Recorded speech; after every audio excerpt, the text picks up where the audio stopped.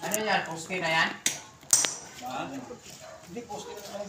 Ayusin nyo paggawahan kasi nakabidyo kayo. Maraming kukuha sa inyo. Birahin nyo naman. Kukunin kayo bilang mason. Pinanilitaw lang yung bakal, pati poste. Nagtumba. Ang galing.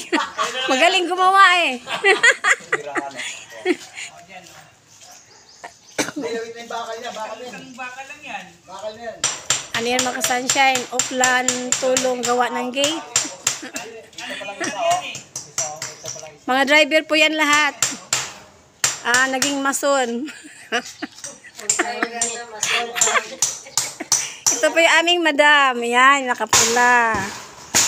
O yan, yung isa o. Binamaso na para matumba. Galit na yan, galit.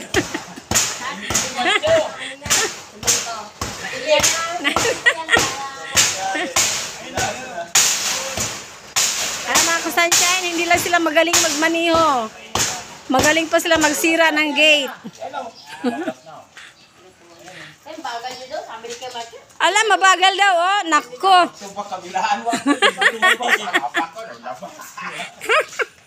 Mainit! Hindi naman kasi arawan ko, pakyawan ko eh. Ay, arawan pa natin, hindi yung pakyawan.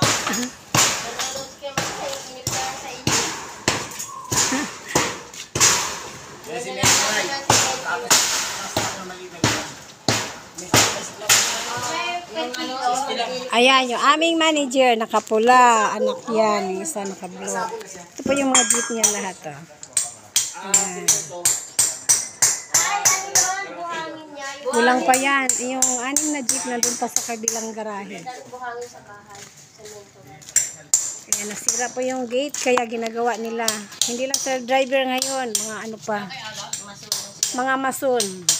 Masunurin. Mga mason sila, masunurin. Kasi hindi ako makakalabas eh. Palabas kasi, nahiligo eh. Ha? Oo, makakalabas. Alisin ko si Juan, hindi pa makakalabas. Hindi pa rin. Kasi may poste. Hindi makakalabas ka dyan. May grinder naman, pupulin natin poste. Ala. Putulin na lang ng poste para makalabas yung isang jeep. Oh. Latin lag-lag.